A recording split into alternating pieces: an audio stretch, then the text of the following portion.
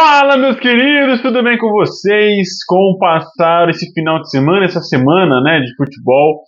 Muita rodada, muita Copa do Brasil, muita decisão, né? Finalmente temos os classificados para a próxima fase da Copa do Brasil. Nesse campeonato que já começa muito interessante, com nenhuma zebra de fato acontecendo, mas eu acho que isso é o mais triste, né? A gente não teve nenhuma zebra, não teve nenhuma grande eliminação nessa fase. Por enquanto, né, vamos ter 3 jogos que foram adiados aí, os 3 jogos envolvendo os clubes do Sul. Tivemos Grêmio e Operário, Atlético Paranaense e Ipiranga, né? Grêmio e Operário jogaram a primeira partida em 0-0. O Ipiranga ganhou do Atlético Paranaense por 2-1 e Juventude e Inter nem sequer jogaram a primeira partida. Esses jogos vão ser disputados ainda nesse mês de junho e aí a gente vai poder acompanhar e definir os classificados e aí sim a a CBF vai poder fazer o seu sorteio, né, o tradicional sorteio também dessa fase, dos oitavos de final. Vai manter assim um sorteio até as semifinais, e aí sim a gente tem os definidos, os campeões, os finalistas, né, dessa edição da Copa do Brasil.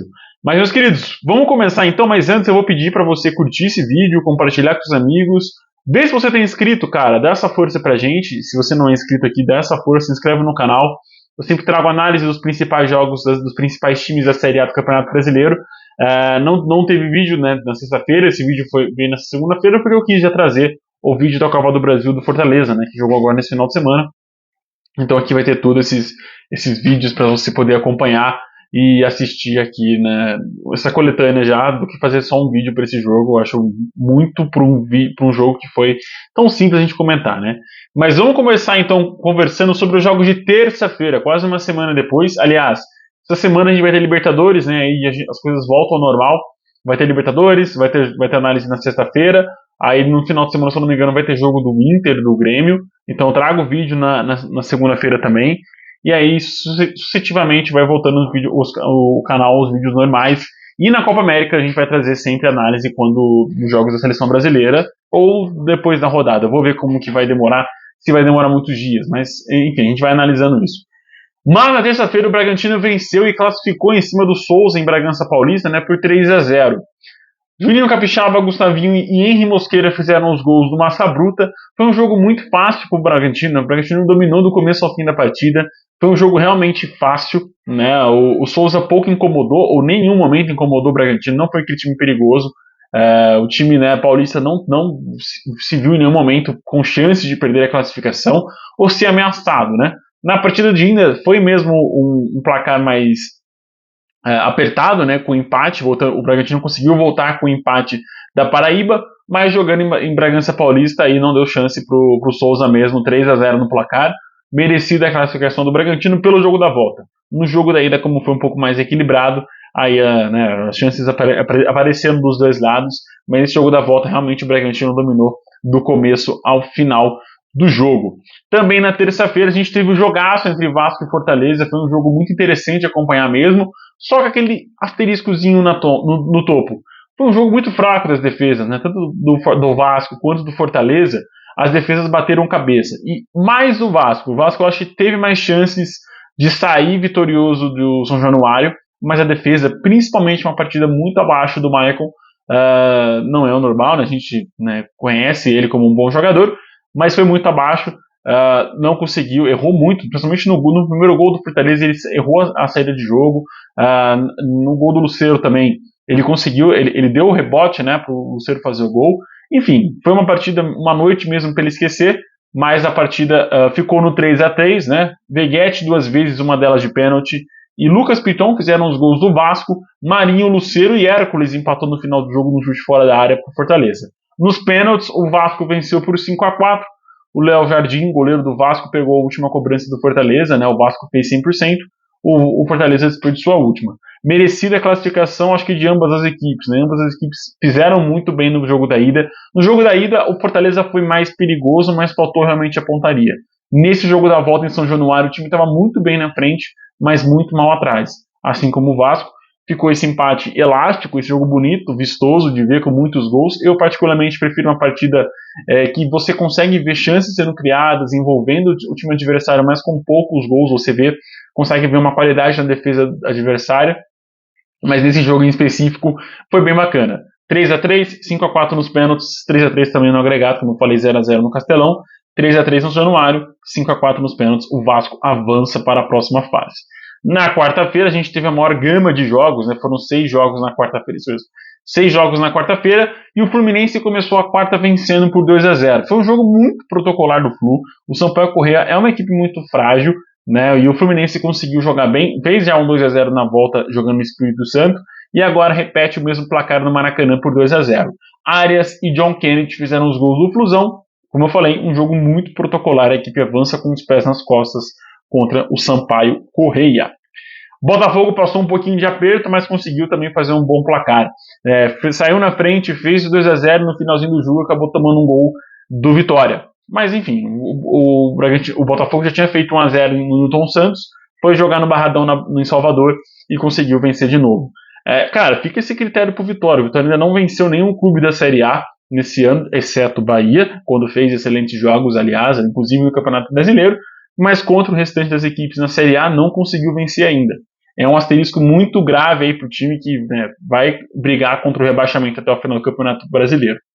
Luiz Henrique e Júnior Santos fizeram os gols do Fogão. Daniel Júnior descontou, como eu falei no fim, pro Leão da Barra. Botafogo avança também com muitas honrarias, né? Mereceu vencer, mereceu avançar. O Atlético Goianiense venceu em casa o Brusque, não venceu, mas goleou o Brusque em casa por 4x2, no placar agregado 5x2 no todo, né? Bom jogo do Atlético Goianiense, dominou também do começo ao fim da partida, foi um jogo muito tranquilo. Luiz Fernando, Shailon Haldney e Maguinho fizeram os gols do Dragão. Matheus Pivô marcou 2 vezes, uma no primeiro tempo, a outra no segundo tempo, no finalzinho de ambas as duas das etapas. E aí deu esse número final, o jogo 4x2. Com os pés nas costas, o Atlético Goianiense também avança. A gente vai começando a notar que os times da Série A avançaram, né? Poucos da Série B ainda permanecem e ainda tem os times que vão jogar, né, contra Atlético Paranaense, Ipiranga, e contra o Grêmio Operário. Mas esses times ali eu acho muito difícil de avançarem. O Ipiranga até tem uma vantagem boa, né, 2x1, mas jogando na Liga Arena eu acho um pouco difícil que consiga segurar o placar. Corinthians 2, América 1, foi um jogo muito perigoso para o Corinthians. O Corinthians saiu na frente com o Yuri Alberto no primeiro tempo e no comecinho do segundo tempo tomou o gol de empate de Wenderson. Lembrando que o Corinthians tinha vencido por 2x1 já na ida, com um placar muito apertado de virada, e nesse jogo da volta, se o América é um time com um pouco mais de qualidade para se defender na reta final, talvez conseguiria fazer o gol, o 2x1, né, que aí empataria na agregada e levaria a partida para os pênaltis. Foi um jogo muito abaixo, muito morno do Corinthians. A gente vai falar de outro paulista que fez um jogo muito abaixo, mas o Corinthians se destaca por isso. Eu acho que dos 4 paulistas, né, Bragantino, São Paulo, Palmeiras e Corinthians, os 3 pegaram um time muito fáceis, né? O Bragantino, o Corinthians e o São Paulo pegaram times assim, mamata, assim, muito fácil. Só que o Corinthians foi o que mais encontrou dificuldade, né? O São Paulo passeou, o Bragantino também passeou no jogo da volta. Já o Corinthians não, encontrou dificuldade na ida e encontrou dificuldade na volta. Kaká fez o gol que deu o número final à partida, né? Deu os 2x1. E aí no agregado fica esse 4x2 um pouco elástico, mas no futebol a gente sabe que não foi muito bem assim.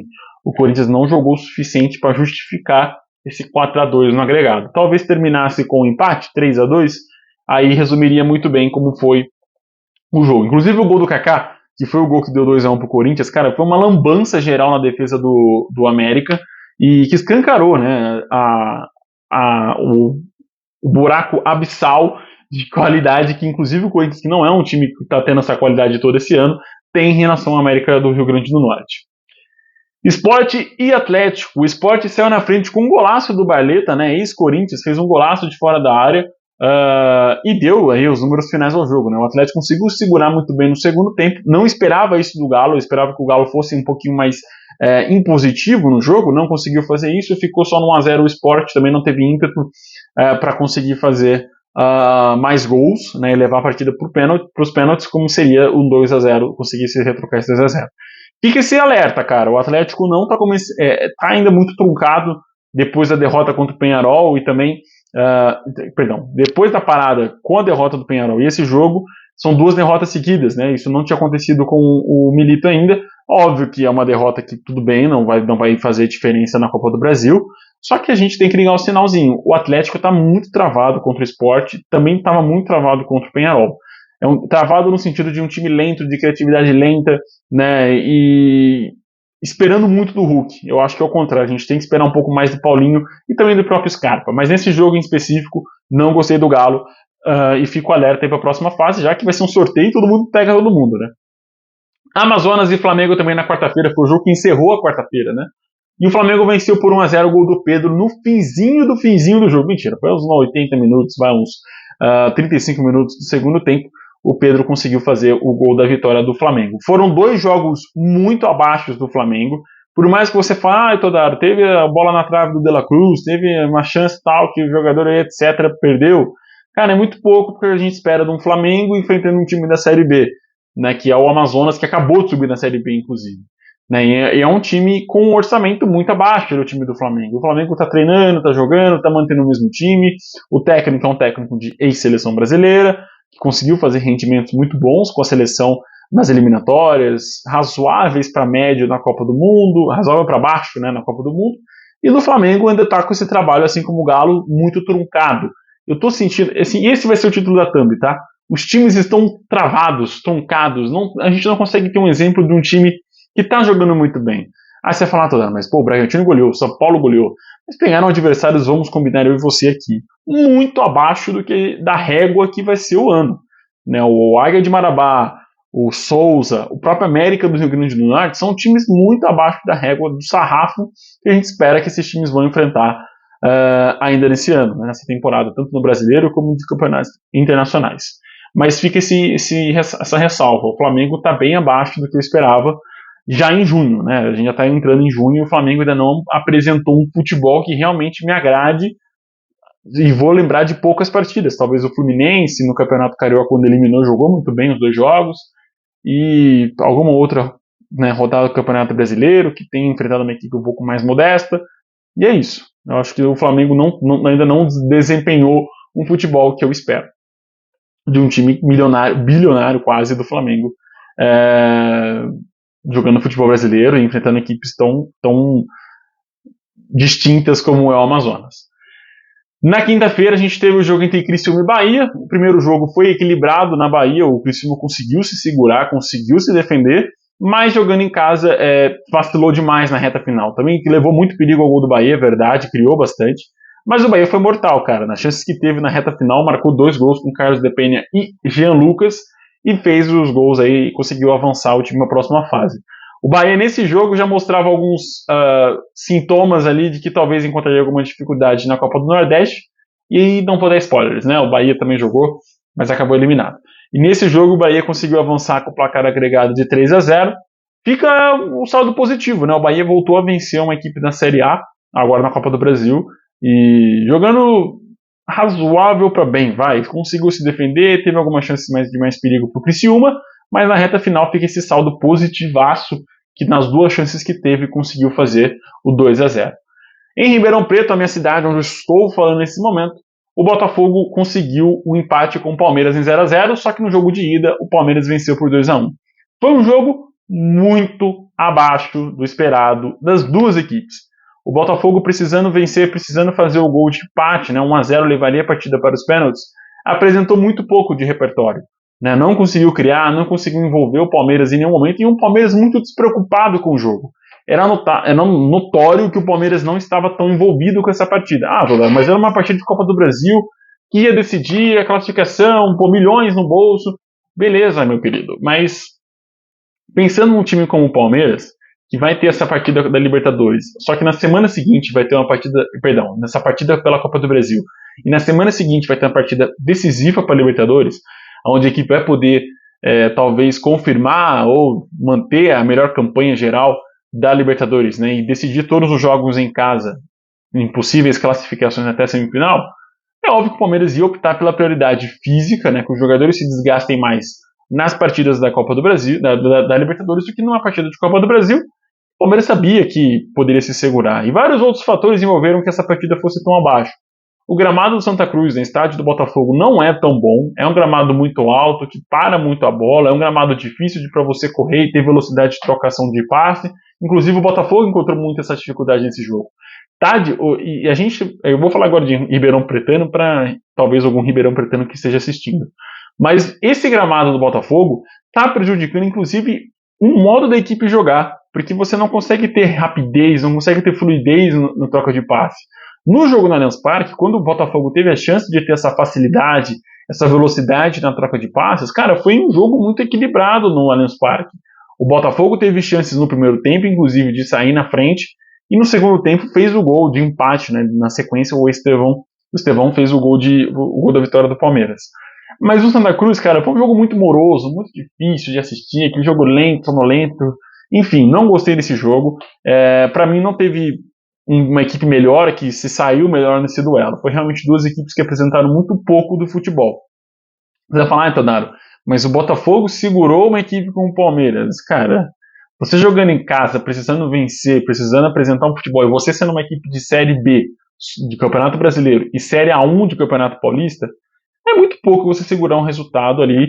E a última vez que o Botafogo venceu um time da Série A do Campeonato Brasileiro, que foi o Santos, já faz um tempinho, né? Vamos combinar que o Botafogo está devendo bastante contra as equipes do futebol paulista, inclusive. Mas fica esse ressalva, cara. Eu achei que muitas pessoas vão dizer, mas o Palmeiras, o Botafogo foi superior ao Palmeiras. Eu não sinto isso. Eu sinto que foram duas equipes que apresentaram pouquíssimo futebol no Santa Cruz. No Pantanal, né, o Cuiabá conseguiu vencer o Goiás por 1-0, o gol do Bruno Alves, esse sim, já quase no sufoco na reta final do jogo. Empatou no agregado 1-1, a partida foi para os pênaltis e aí o Cuiabá desfilou o desequilíbrio emocional que a equipe está tendo nesse ano, né? Foi eliminado na Copa Verde nos pênaltis e agora também na Copa do Brasil foi eliminada novamente nas penalidades. 3-1 para o Goiás, 3 cobranças desperdiçadas pelo Dourado. As 3 o Tadeu pegou, né? Impressionante isso, como um goleiro ano após ano vinha estourando cada vez mais o destaque do Goiás. E, enfim, o Cuiabá, inclusive com boas defesas no jogo, fez excelentes, fez milagres no jogo, conseguindo manter esse 1-0 só no placar. Mas o Cuiabá fica pelo caminho, foi tarde já, a equipe tem que focar mesmo no Campeonato Brasileiro, que está devendo também, assim como o Vitória. Também na quinta-feira tivemos o confronto, esse sim encerrando, né, os jogos de quinta-feira, entre São Paulo e Águia de Marabá. O jogo da ida foi 3-1 e isso possibilitou Perdão, deixa eu pegar o técnico aqui de São Paulo, do meu dia, né? Possibilitou ele a poupar nesse jogo, né? Era assim, esperado que ele fosse poupar depois do jogo de ida e da facilidade que o São Paulo conseguiu criar chances contra o Águia de Marabá. Foi 2-0, foi só 2-0 por conta da excelente partida do Axel, goleiro do Águia, né? E eu vou destacar aqui mesmo ele, porque foi muito bem, fez defesas inacreditáveis, inclusive, e conseguiu manter esse 2-0. Senão teria sido muito mais, cara. Lucas Moura de pênalti. Num pênalti, assim, nesse sentido. E Eric no finalzinho do primeiro tempo fizeram os gols do Soberano. 5-1 no agregado, boa partida do São Paulo. Como eu falei, entre os 4 paulistas, né, Bragantino, Palmeiras, São Paulo e Corinthians, o Palmeiras enfrentou a equipe mais difícil e chata, porque foi a única equipe de Série B, né, que os paulistas enfrentaram, e uma equipe que conhece, né, os times paulistas. Né? Eu acho que, inclusive, se qualquer um dos 4 trocasse o Botafogo pelo rival, eu acho que iam pegar a equipe mais difícil. Era a equipe mais difícil das 4, eu acho que tanto o Bragantino ia encontrar muita dificuldade, o São Paulo e o Corinthians também, nesse jogo contra o Botafogo aqui de Ribeirão Preto, que é uma boa equipe, é uma equipe grande aqui na cidade, não tão grande quanto o Comercial, mas é uma equipe relevante aqui, melhor dizer, né? Relevante aqui em Ribeirão Preto, e que vira e mexe dá trabalho para as equipes paulistas, né, da Série A. Mas é isso, cara, eu acho que dos 4 paulistas grandes, o Palmeiras enfrentou a equipe mais difícil, cara. A Águia de Marabá e tanto o Souza foram as equipes assim, chulé que enfrentar. Chulé no sentido de fracas que os times paulistas puderam enfrentar nessa fase da Copa do Brasil.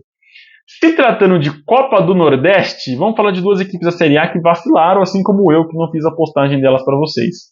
Os jogos foram ontem, né, no domingo, e eu não fiz a post, né, onde você pode assistir, comumente eu faço no Instagram Na Rede Contrária. Inclusive, se você não segue lá, tá aqui o link aqui embaixo, você pode seguir e acompanhar. Mas o Bahia foi eliminado pro CRB, né?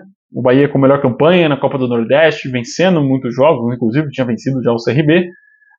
Ficou no empate em 0 a 0 no tempo normal, criou bastante, mas mesmo assim não conseguiu ser efetiva na chance que criou. E nos pênaltis você perdeu por 8 a 2. Aí você vai falar assim, Todaro, mas pô, 8 a 2, não, como técnico... Não, perdão. Você, Todaro, mas pô, de novo o Rogério Ceni sendo eliminado, né, por um time nordestino, né, perdeu o título do Campeonato Baiano pro Vitória, né, em 2 jogos, etc, tal, piriri, pororó, você pode falar isso. Mas 8 a 7 no placar, né? Nas penalidades. Eu acho muita fatalidade isso. Mas foi muito emocionante o jogo. Foram poucas chances criadas, é verdade. Criadas de fato, né? Chances perigosas, com chute no gol do Bahia. Foi uma só, contra uma também do CRB. Mas é isso, cara. Eu acho que na penalidade vira aquela questão mesmo de loteria e o Bahia não foi tão feliz nas cobranças que converteu aí. Né, o Caio Alexandre foi quem perdeu a chance, né, e o CRB conseguiu a classificação para a final. Vai enfrentar o Fortaleza, que esse sim amassou o Sport por 4 a 1. Moisés marcando hat-trick, né, 3 gols do Moisés e Hércules, fizeram os gols do Leão do Pici, e o Gustavo Coutinho fez o gol ali de honra do Sport. Não foi um jogo onde o Fortaleza dominou, apesar do 4 a 1, do vareio que teve, mas de posse de bola o Sport foi melhor, de finalizações, né, foram 23 do Sport contra apenas 10 do Fortaleza, só que o Fortaleza foi extremamente mortal nas chances que teve, né? De 7 finalizações no gol, 4 entraram. Então é esse saldo mesmo muito negativo do Sport. Não sei se o baque da Copa do Brasil, né, surtiu algum efeito sobre a equipe, mas fica esse 4 a 1 aí, a maior goleada que o Sport já sofreu na sua história por Fortaleza. Isso mostra também o tamanho do Sport, né? O Sport é um clube gigantesco no Nordeste brasileiro, assim como o Fortaleza, está se erguendo no Nordeste, né, como um totem de um time que vai disputar campeonatos internacionais todo ano, praticamente agora. Mas é isso, cara. Foi esse final de semana, semana dos times da Série A. Essa semana, como eu falei, vamos ter a volta do Grêmio e do Inter, né, jogando a Libertadores e a Copa Sul-Americana. E no final de semana, as rodadas atrasadas de Grêmio, Internacional e Juventude. É isso, meus queridos. Obrigado por ficarem até aqui no vídeo. Se você não é inscrito, como eu falei, se inscreve no canal, dá essa força pra gente ganhar relevância nessa concorrida plataforma. Um abraço com Deus, até o próximo vídeo. Tchau, tchau.